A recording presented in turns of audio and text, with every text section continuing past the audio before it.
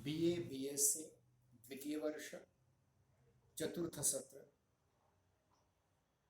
के हिंदी द्वितीय भाषा प्रश्न पत्र क्रमांक 4 अर्थात सामान्य हिंदी 4 में आपका हार्दिक स्वागत है। ये जो हमारा जय हिंदी जय नागरी यूट्यूब चैनल है, इस पर इसका वीडियो बाद में प्रकाशित होगा, पब्लिश होगा। देखिए, अब तक हमने 5 गद्य विधाएं देखी थी। गत सत्र में हमने आत्मकथा या आत्मवृत्त पहले देखी थी, जो मेरा जीवन प्रेमचंद द्वारा लिखित थी। उसके उपरांत हमने एक रेखा चित्र पढ़ा जिसका शीर्षक था नीलकंठ मोर, जिसकी लेखिका महादेवी वर्मा थी। उसके उपरांत हमने ये देखा कि एक संस्मरण देखा जो एक महिला पर आधारित था, कमला नाम का, जिसकी लेखिका सचदेव जी थी। उसके उपरांत हमने एक निबंध देखा जिस निबंध का शीर्षक था शीरीष के फूल। और अंतिम विधा जो हमने देखी यात्रावृत्त नाम की विधा थी, और इस यात्रावृत्त में हमने चीड़ों पर चांदनी यह पाठ आपके सामने प्रस्तुत किया था। अगर आप हमारे YouTube चैनल पर गए होंगे तो आपको इस बात का पता चल गया होगा कि चीड़ों पर चांदनी ये जो हमने पावर पॉइंट प्रेजेंटेशन किया हुआ था, उसको लगभग 1400 के लगभग लोगों ने देखा है। लगभग 80 लाइक्स उसे प्राप्त हुए हैं। तो एक प्रकार से वो भी एक ज्ञान ग्रहण करने की अलग से पद्धति बन जाती है। देखिए कि ये जो 5 पाठ हमने इस पहले सत्र में देखे थे, तीसरे सत्र में, उसी प्रकार से 5 पाठ हमें इस सत्र में भी देखने हैं, जिनमें डायरी, व्यंग्य, पत्र, जीवनी, इस प्रकार की, और एक महत्वपूर्ण विधा जिसका नाम है रिपोर्टाज। मतलब देखिए कि डायरी, रिपोर्टाज, व्यंग्य, पत्र और जीवनी, ये 5 विधाएं हमें देखनी है, जिनमें से डायरी का शीर्षक आपके सम्मुख है, आपके पाठ्यक्रम में है, जो है डॉक्टर रजनी गुप्त द्वारा लिखा गया है। और उस डायरी का शीर्षक है स्त्री घर।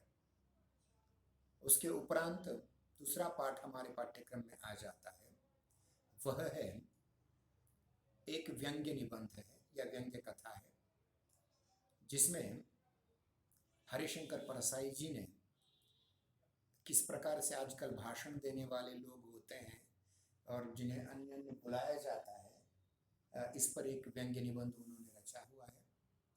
उसके उपरांत हम देखते हैं कि कलकत्ता का वातावरण आजकल कैसे बन चुका है, उसको लेकर के एक रिपोर्टाज है विष्णु प्रभाकर द्वारा लिखा गया। उसके उपरांत अर्चना वर्मा द्वारा लिखा गया एक पत्र है जो अपनी बेटी को लिखा गया है। उसका शीर्षक है रूढ़ी तोड़ो परंपरा या रूढ़ी तोड़ो घर नहीं, इस प्रकार से उपदेश दिया हुआ है एक माँ ने अपनी बच्ची को, जो दूसरे घर में बहू बनकर गई है। और अंतिम महत्वपूर्ण विधा है जीवनी। महर्षि दयानंद सरस्वती, जो आर्य समाज के संस्थापक थे, जिन्होंने सत्यार्थ प्रकाश जैसा अमर ग्रंथ लिखा और अपने सारे ग्रंथ हिंदी में लिखे, हिंदी के बहुत बड़े प्रवक्ता के रूप में उन्हें जाना जाता है। उनकी जीवनी भी मोहन राकेश द्वारा लिखित स्वामी दयानंद, ये भी हमें देखनी है। मतलब इन 5 विधाएं आपने तीसरे सत्र में पढ़ी, चौथे सत्र में 5 विधाएं आपको पढ़नी है। और इन 5 विधाओं में से आज डायरी नाम की एक विधा को हम आरंभ करते हैं। ध्यान रहे, मराठी में इसे दैनंदिनी कहा जाता है, रोजनिशी कहा जाता है, अंग्रेजी में डायरी कहा जाता है, यानी इसके अनेक नाम हैं। मतलब हर एक व्यक्ति दिन भर जो कुछ करता है, रात में सोने से पूर्व कुछ लिख देता है कि मैंने आज ये किया है, मैं यहाँ गया, मैंने ये काम किया, मैंने ये पुस्तक पढ़ी, मैंने ये फिल्म देखी, मैंने ये काम किया, मुझे यहाँ जाना था, मैं जा नहीं पाया, मतलब कि नियोजनबद्ध कार्यक्रम जो होता है दैनंदिन, उसको लेकर के उन्होंने चर्चा की। हिंदी में इसको डायरी कहा जाता है, अंग्रेजी की तर्ज पर वैसे उसे दैनंदिनी भी कहा जाता है, अगर हिंदी का अपना शब्द प्रयुक्त करें तो। अब हम देखेंगे कि इस डायरी विधा में जो स्त्रीघर नाम का पाठ आपके पाठ्यक्रम में है, उसकी लेखिका डॉक्टर रजनी गुप्त जी का थोड़ा सा परिचय कर देना भी बहुत महत्वपूर्ण है, क्योंकि जिस लेखक को हम पढ़ना चाहते हैं उस लेखक के बारे में भी थोड़ी बहुत जानकारी होना हमें अत्यंत आवश्यक है। इसकी पीडीएफ मैंने आपके ग्रुप पर डाल दी है, बीए बीएससी दोनों के ग्रुप पर डाल दी है, फिर भी मैं आपके सम्मुख प्रस्तुत करने की कोशिश कर रहा हूँ। रजनी गुप्त जी की जन्मतिथि है 2 अप्रैल 1963। फिर से कह रहा हूँ, डॉक्टर रजनी गुप्त जी की जन्मतिथि है 2 अप्रैल 1963 और आपका जन्म चिरगांव झांसी में हुआ, जहां मैथिली शरण गुप्त जी का भी जन्म हुआ था। उत्तर प्रदेश का बहुत महत्वपूर्ण स्थान झांसी, जहां झांसी वाली रानी मणिकर्णिका आप लोगों को पता है। चिरगांव एक छोटा सा गांव है झांसी के पास, जो उत्तर प्रदेश में स्थित है। आपकी शिक्षा एमए, एमफिल, पीएचडी ये हुई है वह हमारे देश के बहुत प्रसिद्ध विश्वविद्यालय जवाहरलाल नेहरू विश्वविद्यालय नई दिल्ली से। यानी अगर देखा जाए तो पढ़ाई में उच्चतर शिक्षा प्राप्त कर चुकी ये लेखिका है, और इन्होंने बहुत सारे विधाओं पर काम किया हुआ है, लिखा है, जैसे कहानी है, उपन्यास है, डायरी तो आप पढ़ने वाले ही हैं, निबंध हैं, और विशेष करके स्त्री विमर्श के संदर्भ में। स्त्री विमर्श अर्थात 1975 में जो पहली बार पेकिंग में एक बहुत बड़ा महिलाओं का सम्मेलन हुआ था, उसके उपरांत साहित्य और भाषाई संदर्भ में स्त्रियों की भाषा, स्त्रियों की वैचारिक, स्त्रियों का साहित्य, स्त्री विमर्शवादी साहित्य या स्त्री चेतनावादी साहित्य के रूप में जाने लगा, और इसमें बहुत बड़ा योगदान डॉक्टर रजनी गुप्त जी ने भी दिया हुआ है। आपके उपन्यासों में अगर देखा जाए तो वाणी प्रकाशन के द्वारा कहीं कुछ और नाम का एक आपका उपन्यास है। दूसरा आपका उपन्यास है किशोरी का आसमां, मतलब किशोरी मतलब छोटी बालिका, मतलब जो कुमारी या युवती नहीं हो चुकी है ऐसी किशोरी का आसमान कैसा है। एक न एक दिन, ये इनका तीसरा उपन्यास है। चौथा उपन्यास कुल जमा 20 नाम का चौथा उपन्यास है। उसके उपरांत देखते हैं कि ये आम रास्ता नहीं, यह इनका 5वां उपन्यास है, और इनका 6ठा उपन्यास है अपने अपने कफस। इस प्रकार से इनके 6 उपन्यास हैं। मैं फिर से इन उपन्यासों का परिगणना आपके सम्मुख प्रस्तुत करता हूँ। 6 उपन्यास कहीं कुछ और, दूसरा उपन्यास किशोरी का आसमां, तीसरा एक न एक दिन, चौथा कुल जमा 20, 5वां ये आम रास्ता नहीं, और 6ठा अपने अपने कफस। कहीं कुछ और ये उपन्यास वाणी प्रकाशन नई दिल्ली से प्रकाशित हो चुका है। किशोरी का आसमां किताबघर प्रकाशन नई दिल्ली से प्रकाशित हो चुका है। कुल जमा 20 सामयिक प्रकाशन नई दिल्ली से प्रकाशित हो चुका है। ये आम रास्ता नहीं वाणी प्रकाशन दिल्ली से प्रकाशित हो चुका है, और अपने अपने कफस यह अभी प्रेस में है, शीघ्र ही प्रकाशित होगा। यानी इन 6 उपन्यासों के अलावा आपने कुछ कहानी संग्रह भी लिखे हैं। इन कहानी संग्रहों में एक नई सुबह, दूसरा कहानी संग्रह है हाट बाजार, तीसरा कहानी संग्रह है प्रेम संबंधों की कहानियां, और चौथा है अस्ताचल की धूप। ये वाणी प्रकाशन और नेशनल पब्लिशिंग हाउस से प्रकाशित हो चुके हैं। देखिए कि उपन्यास और कहानी दोनों विधाएं कल्पनाश्रित गद्य के अंतर्गत आती हैं, यानी कल्पना जहां हो। यानी देखिए कि आजकल फिल्म, वेब सीरीज, सीरियल, ये सारे एक प्रकार से उपन्यास होते हैं। ये कहानी और उपन्यास ये दोनों एक ही विधा के दो रूप हैं। कहानी छोटी होती है, उपन्यास बड़ा होता है। उपन्यास को मराठी में कादंबरी कहा जाता है, कहानी को कथा कहा जाता है। अब देखिए कि इन्होंने अपनी उपन्यासों में और अपनी कहानियों में जिन महिलाओं को जिक्र किया है, जिन महिलाओं का जिक्र किया है, जिस स्त्री चेतना का चित्रण किया है, उसको भी लेकर के उन्होंने अपना एक अलग विधा, जिसको हम आलोचना विधा कह सकते हैं, उसमें सुनो तो सही नाम का एक आलोचनात्मक ग्रंथ लिखा है, जिसमें स्त्री विमर्श की बात की है, जो सामयिक प्रकाशन नई दिल्ली से 2011 में प्रकाशित हो चुका है। अब देखिए कि उपन्यास हो, कहानी हो, आलोचना हो, इसके उपरांत उन्होंने कुछ ग्रंथों का संपादन भी किया है। इन ग्रंथों में आजाद औरत कितनी आजाद बहुत महत्वपूर्ण सवाल है। जहां तक मैंने अभी भी बात कही थी कि 1975 के बाद एक स्त्री विमर्श आंदोलन चल पड़ा। स्त्री विमर्श, दलित विमर्श, आदिवासी विमर्श, अल्पसंख्यक विमर्श, ये छोटे छोटे आंदोलन चलते रहे और इनमें से सबसे ज्यादा प्रभावशाली आंदोलन स्त्री विमर्श का रहा। और स्त्री विमर्श के आंदोलन में हम देखते हैं कि जो उन्होंने संपादित पुस्तकें की, उसका नाम ही देखिए कैसा है, आजाद औरत कितनी आजाद। हम देखते हैं कि आजकल बहुत सी महिलाएं अपने पैरों पर खड़ी हैं, खुद कमा रही हैं, बहुत सी क्षेत्रों में पुरुष के कंधे से कंधा मिलाकर ही नहीं, उनको पीछे छोड़ करके वे आगे भी चली गई है। लेकिन क्या ये आजाद औरत सचमुच आजाद है? इस पर उन्होंने एक पुस्तक का संपादन किया है, जो सामयिक प्रकाशन नई दिल्ली से प्रकाशित हो चुका है।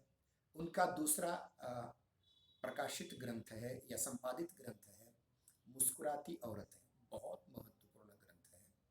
ये भी सामयिक प्रकाशन नई दिल्ली से प्रकाशित हो चुका है। उसके उपरांत अगर देखें तो आखिर क्यों लिखती हैं स्त्रियां, यह शिल्पायन प्रकाशन नई दिल्ली से प्रकाशित हो चुका है। अब देखिए स्त्रियां लिखती क्यों हैं। अगर हम लेखन का इतिहास देखें, वेद से लेकर के, पुराणों से लेकर के उपनिषद वगैरह वगैरह, तो इसमें अधिकतर ग्रंथों का लेखन, खास करके धार्मिक ग्रंथों का लेखन पुरुषों ने किया है, जहाँ स्त्रियों को कोई स्थान नहीं। लेकिन आजकल के आधुनिक काल में स्त्रियां भी लिख रही हैं। ये क्यों लिख रही हैं, इस पर उन्होंने एक बहुत महत्वपूर्ण बात इस संपादित ग्रंथ में की हुई है। मतलब उनके संपादित ग्रंथों में आजाद औरत कितनी आजाद, मुस्कुराती औरतें और आखिर क्यों लिखती हैं स्त्रियां, ये तीन बहुत महत्वपूर्ण संपादित ग्रंथ हैं। और अगर इनके बारे में कुछ विशेष बात कही जाए तो राजर्षि पुरुषोत्तम दास टंडन मुक्त विश्वविद्यालय के स्त्री विमर्श के पाठ्यक्रम में आपका एक उपन्यास कहीं कुछ और यह पाठ्यक्रम में लगा हुआ है। इतना ही नहीं, जिस डायरी की हम बात करें, स्त्री घर डायरी, यह डॉक्टर बाबा साहब अम्बेडकर मराठवाड़ा विश्वविद्यालय औरंगाबाद के द्वितीय भाषा के पाठ्यक्रम में लगी हुई है। और सुनो तो सही, यह जो उनकी रचना है, उस रचना का हिंदी साहित्य के इतिहास में गौरव से उल्लेख किया जाता है।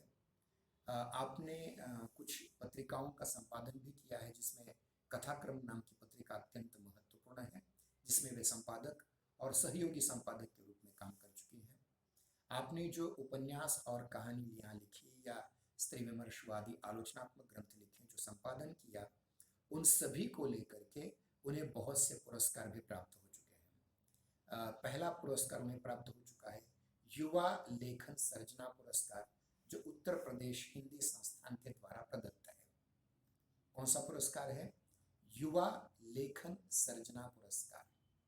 दूसरा पुरस्कार है आर्य स्मृति साहित्य सम्मान, जो किताब घर प्रकाशन द्वारा दिया जाता है, जो 2006 में आपको प्राप्त हो चुका है।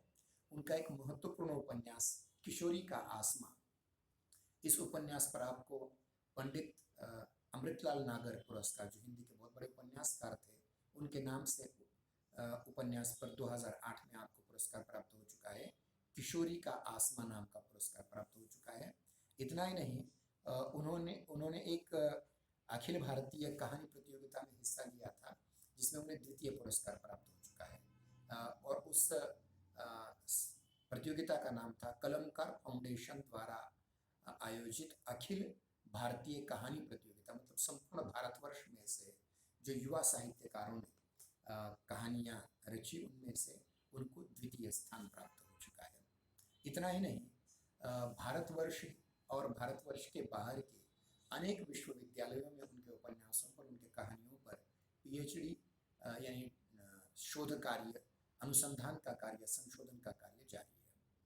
अगर उनके बारे में और अगर बात कहें तो उनका एड्रेस या उनका पता जो है वह 5/259 विपुल खंड, गोमती नगर, लखनऊ, उत्तर प्रदेश की राजधानी में है। उनका मोबाइल अगर आपको चाहिए है, मैं अनेक बार उनसे बात कर चुका हूँ, उनका अगर मोबाइल चाहिए तो उनका मोबाइल नंबर है 9452295943, 9452295943। और अगर आप उनको ईमेल लिखना चाहते हैं, ये डायरी पढ़ने के उपरांत आपको अगर अच्छी बात लगी तो आप ईमेल पर भी उनसे संपर्क कर सकते हैं, बता सकते हैं कि आपको उनकी डायरी कैसे अच्छी लगी। gupt.rajni@gmail.com, GUPT, gupt.rajni, RAJNI, rajni@gmail.com। मैंने ये सारी चीज़ें आपको PDF में दी हुई है, उनका एक चित्र भी मैंने दिया हुआ है, आप भी चित्र देखिए। अब हम आरंभ करते हैं, स्त्री विमर्श क्या है और स्त्री घर ये डायरी क्यों महत्वपूर्ण है।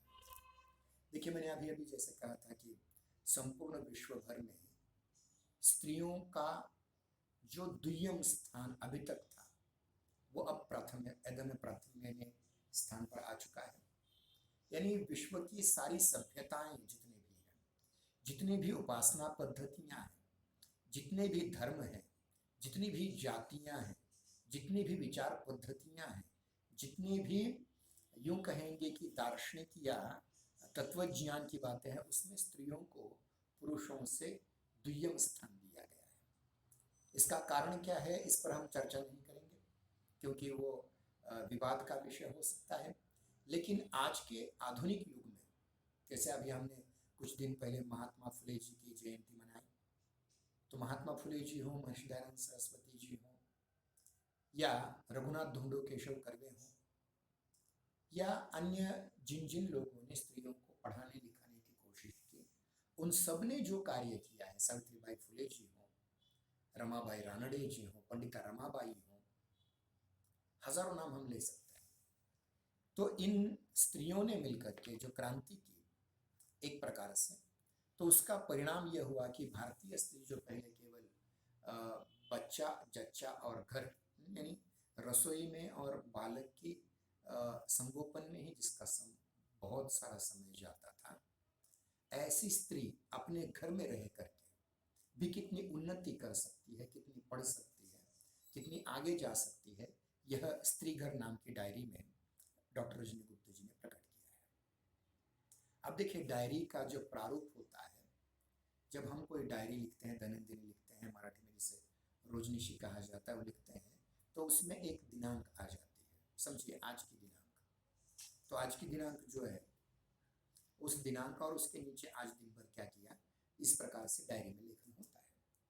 उसी प्रकार से रजनी गुप्ता जी की जो डायरी है, उसमें से लगभग 23 पृष्ठ की मैंने आपको भेजी है, उसमें से 10-12 पृष्ठ आपके पाठ्यक्रम में, जो आपके पाठ्यक्रम में नहीं है वो भी मैंने डालने की कोशिश की है, ताकि रजनी गुप्ता जी के इस डायरी को आप समझ सकें।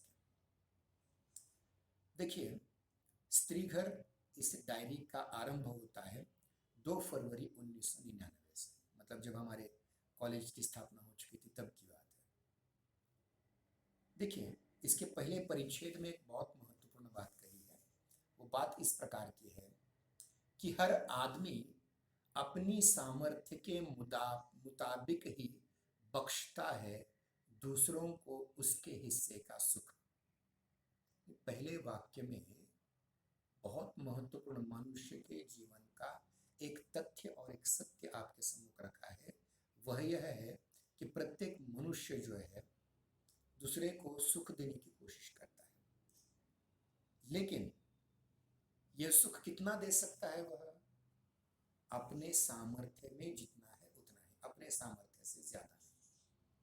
क्योंकि प्रत्येक व्यक्ति की अपनी एक शक्ति की सीमा होती है, सहन शक्ति की भी सीमा होती है, और इसी सीमा के अंतर्गत ही वह दूसरों को सुख दे सकता है। इसलिए ध्यान रखिए, इसलिए लेखिका ये लिख रही है कि प्रत्येक को यानी दूसरे पर अवलंबित नहीं रहना है। मतलब वह व्यक्ति आपको सुख उतना ही देगा जितना उसके सामर्थ्य के अंतर्गत है। इसलिए हमें अगर सुख प्राप्त करना है तो हमें अपना सामर्थ्य बढ़ाना होगा। इसलिए वो कहती हैं, देखिए बहुत महत्वपूर्ण बात कह रही हैं, ये डायरी वो अपनी बेटी के लिए लिख रही हैं और ये अपनी बेटी के लिए लिखते समय लिख रही हैं, सो गहराई में उतरना सीखो। केवल ऊपरी तौर पर से कुछ बातें करने कर कुछ नहीं होगा, गहराई में उतरना सीखो। बैठो नदी के भीतर और नदी के अंतरंग जाओ, उसके तल तक जाने का प्रयास करो, तभी तुम तरलता को सहजना सीख पाओगे। अपनी बेटी से कह रही माँ, क्या कह रही है, यानी उसकी बेटी उसकी डायरी पढ़ेगी ये मानकर वो लिख रही है। गहराई में उतरना सीखो, बैठो नदी के भीतर, तभी तुम तरलता को सहजना सीख जाओगे। पानी जो तरल होता है ना, प्रवाहमान जो रहता है, उसको सहजना आप सीख जाओगे। पत्थर के ऊपर दिन रात बहता पानी पत्थर को तरल बनाने की क्षमता अर्जित कर लेता है। ध्यान रखिए, जब हम किसी नदी के बहाव में देखते हैं कि उसके तल में कुछ ऐसे पत्थर होते हैं जिनके कोने नष्ट हो चुके हैं, गोल बन जाते हैं वो, और धीरे धीरे पत्थर भी एक प्रकार की मृदुलता तरलता लिए रखता है। मतलब देखिए कि अगर कोई व्यक्ति कितना भी कठोर क्यों न हो, अगर उसे स्नेहसिक्त करने का प्रयास किया जाए तो वो भी मुलायम हो उठता है, मृदु हो उठता है, कठोरता से वह कोमल बनने की कोशिश करता है। तो देखिए कि यानी लेखिका के कहने का यह तात्पर्य है कि मनुष्य के जीवन में, खास करके महिलाओं के जीवन में बहुत सारे संकट आते हैं, लेकिन इन संकटों को, कठोरता को से डर करके वैसे ही बैठ गए तो कुछ नहीं होगा। उन कठोर संकटों को भी हमें तरल बनाना आना चाहिए।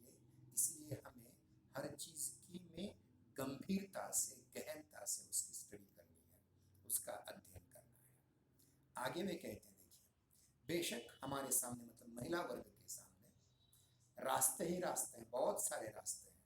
किस रास्ते से आगे बढ़ना है ये उनका अपना व्यक्तिगत कौशल है। क्या करें, देखिए बेशक हमारे सामने रास्ते ही रास्ते हैं, मंजिल की कोई रूपरेखा तक नहीं, लेकिन कहाँ जाना है ये पता नहीं है, ध्येय क्या है पता नहीं है, लक्ष्य क्या है पता नहीं है, मंजिल क्या है पता नहीं, सिर्फ रास्ते हैं, चलना है बस। लेकिन हमें क्यों हो इसकी चिंता, ध्यान रखिए, अगर हम चलते चलते जाए तो एक न एक दिन मंजिल जरूर पा जाएंगे। मंजिल कैसे होगी, मंजिल के बारे में कुछ कल्पना करना, ध्येय प्राप्ति कैसे होगी, जहाँ पहुँचना है वो गंतव्य स्थान क्या है, इसके बारे में सोचने से अच्छा है कि एक बार चलना शुरू कर दें, अपने आप रास्ता मंजिल तक पहुँच जाएगा। रास्ते खुद ही तय कर देंगे अपनी मंजिल। देखते हैं रास्ते हमारे इरादों से लंबे निकलते हैं या मंजिल खुद ब खुद हमारे कदम चूमती है। ध्यान रखिए 1975 में जो स्त्रीवादी विमर्श की बात या स्त्री चेतना की बात पहली बार हो चुकी थी, उसके बाद यानी स्त्रियां आगे बढ़ रही हैं, बढ़ती जा रही हैं, बढ़ती जा रही हैं, उसको लेकर के यहाँ चर्चा की जा रही है। गंतव्य स्थान क्या है पता नहीं, लक्ष्य कौन सा है पता नहीं है, ध्येय क्या है पता नहीं है, मंजिल क्या है पता नहीं, सिर्फ रास्ते पता है। और रास्ते पर अगर चलते रहें तो अपने आप ये मंजिल मिल जाएगी। हो सकता है किसी का रास्ता लंबा हो जाए, किसी का रास्ता थोड़ा सा छोटा हो जाए, कम पड़ जाए।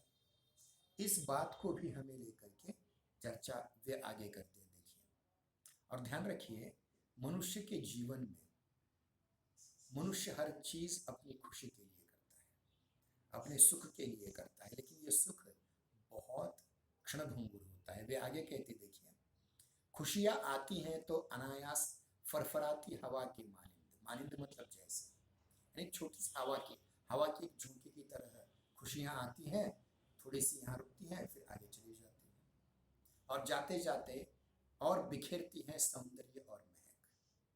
मतलब समझिए कि कोई हवा है, अगर वह फूलों की ओर से आई है तो उसकी महक फूलों की आ जाएगी, साथ में उसका सौंदर्य हमें प्राप्त हो जाएगा। यानी लेखिका ये कहना चाहती हैं कि मनुष्य के जीवन में खुशियाँ बहुत कम आती हैं, लेकिन ये खुशियाँ किस तरह आती हैं? हवा की तरह आती हैं और अपना सौंदर्य और खुशबू बिखेरते हुए आगे चली जाती हैं। इठलाती हवा शर्मो हया छोड़ करके पिया से मिलने लाज का गेरुई रंग पोते उल्टे पैरों दौड़ी भागी जा रही है। पिया यानी मेघ से मिलन के लिए हवा। अब देखिए, हवा का यहाँ रूपक दिया गया है कि हवा प्रेयसी है और मेघ, मेघ जिसमें पानी है जो बरसना चाहता है, वह मेघ उसका प्रियकर है। पिया यानी मेघ से मिलन के लिए हवा किसी वर्जना मुक्त नवयौवना की तरह स्वच्छंद मुद्रा में अटखेलियां कर रही है। उस उनके प्रिय मेघ को तो देखो जरा, एक झलक दिखलाकर दुबक गए हैं। आकाश में सफेदी की चादर ओढ़कर, हाँ, खुशनुमा एहसास से लकदक है हवा जैसी प्रियतमा। मतलब यहाँ जो रूपक दिया गया है प्रियकर और प्रेयसी का, बादल और हवा का, उसको लेकर के आगे चर्चा की जा रही है। देखिए कि यह जो हवा है, प्रियतमा है, उसके लिए मेघ उतर रहा है नीचे धीरे धीरे अपने सारे साजो सामान के साथ। प्रिया को देखते ही उसकी मंद मुस्कान देखते ही बनती है। उस हवा को देख करके मेघ मुस्कुराता है। मुद्दतों बाद आए हैं ये लम्हे, अनेक वर्ष चले गए, अनेक दिन चले गए हैं, बहुत बड़ी मुद्दत के बाद इस प्रकार से प्रियकर और प्रेयसी एकत्र आए हुए हैं। सचमुच प्रिय के बेमौसम आने की खबर से हवाएं हो खोश बैठती है। मतलब बरसात का कोई अवसर नहीं है, लेकिन अचानक ही बादल घुमड़ कर आए हैं तो हवा भी थोड़ी देर के लिए, ये सारी हवाएं जो हैं अपने भी होश खो बैठी हैं, क्योंकि उन्हें इस बात का अंदाजा नहीं कि उनका प्रियकर यहाँ आ रहा है। दोनों अधीर हैं, मेघ भी अधीर है हवा से मिलने के लिए और हवा भी अधीर है मेघ से मिलने के लिए। दोनों अधीर हैं, दोनों व्यग्र हैं। इनकी स्वतः स्फूर्त मुद्रा देखते ही बनती है। इनके बालों से झर रही है वीणा जैसी सुरीली धुन, जो बिना बजे भी गूंज रही है। हवा के अंतस से भर रहा है सुरीला समा, जिसे बयां करने के लिए शब्दों का टोटा पड़ जाता है। लेखिका को भी लगता है कि इस प्रकार का जो वातावरण निर्माण हो जाता है तो वो शब्दबद्ध नहीं हो सकता। यानी जितने 6 उपन्यास लिखे हैं, 4 कहानी संग्रह लिखे हुए हैं, न जाने और क्या क्या लिखा है, उसको भी शब्दों का टोटा पड़ रहा है, शब्द उसके पास नहीं है। जहां मेल सदता है वहीं साथ के सुर लगते हैं, वहीं चैन की सांसें खींचते हैं दोनों। आज सड़क पर बिछे हैं इत्मीनान के फूल। इत्मीनान, शांतता, संतोष, संतुष्टि। डालों पर खिल उठते हैं तृप्ति के भाव और धरती सजी है नेह के बौछारों से। यूं ही बादल कभी कभी मन बहलाव के लिए इधर उधर फ्लर्ट करता नजर भी आता है, तो कभी कभी धरती आसमान मिलकर खूबसूरत क्षितिज का सृजन कर रहे हैं। सजी संवरी खिली हुई चहकती महकती मटकती प्रिया परी बन करके उड़ रही है, जहां से वहां पायल बजाती हुई। उसे हर घड़ी सिर्फ और सिर्फ अपने साथी का इंतजार है कि कब वह आए और खुद को विलीन कर दे उसमें। दोनों की तादाद में मुद्रा देखकर शायद वक्त भी ठहर जाए। लम्हों की गर्माहट और वैसा गुनगुना एहसास संवेदना के ज्वार भाटी, ज्वार भाटी मतलब जिसे मराठी में भरती ओहटी कहा जाता है, उस प्रकार से ज्वार भाटी लहरों के संग संग झूल रहा है। क्षणों की तुष्टि में डूबे शायद वे उसे हिंडोले में झूल रहे हों, उसी हिंडोले में झूल रहे हों जिस बेचैनी और छटपटाहट को हवा बूंद बूंद करके उतारती जितने गहरे दरिया में डूबती है उतना ही ज्यादा खुद को भीगे हुए पाती है, भीजे हुए या भीगे हुए पाती है। चारों तरफ पानी ही पानी है, चारों तरफ पानी ही पानी है, वर्षा ऋतु है। चिपक गया है देह से नेह, नेह मतलब स्नेह, इसे कैसे भी छूटना मुमकिन है क्या? क्या इस वातावरण में स्नेह से, प्रेम से अलग होना संभव है? इस प्रकार का प्रश्न उन्होंने पूछा है। अभी हमारे 5 मिनट रहे हैं, इन 5 मिनटों में एक और परिच्छेद आपके समक्ष प्रस्तुत करेंगे, यानी पहले दिन का लेखन पूर्ण हो जाएगा। हवा कहना चाहती है तुम्हारा हर्ष विषाद, हर्ष मतलब आनंद, विषाद मतलब दुख, आह्लाद आनंद, अवसाद फिर से दुख, प्यार गुस्सा, सानिध्य, सानिध्य मतलब नजदीक, सामीप्य, यानी सभी तरंगों का स्पंदन मेरे अंदर साफ साफ सुनाई देता है। प्रेम ऐसी बांसुरी है जिसे जितनी कलाओं से फूंका जाए उसमें उतने ही राग फूट सकते हैं। इन रागों की विविधता, सौंदर्य और धुनी सोए को भी जगा सकती है। जीवन में बिखरे तमाम रसों का एक छत्र सम्राट है प्रेम, जिसे व्यक्त करने के लिए भाव, भाषा और संवेदना के नित नए झरोखे खुलते जाते हैं। इसकी धुन पर तरंगित मन अबूझ अगम्य कंदराओं, कंदरा मतलब गुफाएं, और टेढ़े मेढ़े रास्तों पर लगातार दौड़ती जा रही है। मन की लय के साथ संगति बिठाए हवा से फूटते रागों की मौलिकता और नवीनता देखते ही बनती है। प्रेम दरअसल डिस्कवरी चैनल की तरह हमारे भीतर भरता है थ्रिल, सस्पेंस, कौतूहल और दुर्दमनीय दुर्निवार जिज्ञासा का जादुई संजाल। कड़वी शराब जैसा होता है प्रेम, जिसे जितनी बार घूंट भरकर हलक से नीचे उतारा जाए उतनी ही बार पीने की अदम्य इच्छा पनपती है। बदबूदार लेकिन भीतर पहुंचते ही अपने सुरूर में डुबोने की सामर्थ्य संजोए, वह आवाज इको साउंड बनकर गूंजती है देर तक। वह आवाज इको साउंड मतलब प्रतिध्वनित आवाज बन करके गूंजती है देर तक। इस प्रकार हम देखते हैं कि स्त्री घर इस डायरी के पहले दिन का अर्थात 2 फरवरी 1999 का पाठ यहाँ समाप्त हो जाता है। आज हम यहीं रुक जाते हैं। इसकी यूट्यूब लिंक थोड़ी देर के बाद आपके दोनों बीए और बीएससी के दोनों के व्हाट्सएप ग्रुप पर शेयर की जाएगी। जो आज किसी कारण से इस पाठ में, इस आभासी तासिका में सम्मिलित नहीं हो पाए, उनको चाहिए कि यह जो आज हमने पढ़ाया है उसको यूट्यूब के माध्यम से दोबारा से देखें और इस डायरी विधा में क्या क्या महत्वपूर्ण बातें आती हैं उसको हम देखें। कल फिर मिलते हैं इसी समय, इसी पाठ्यक्रम को लेकर के, इसी डायरी को लेकर के। तब तक के लिए नमस्कार।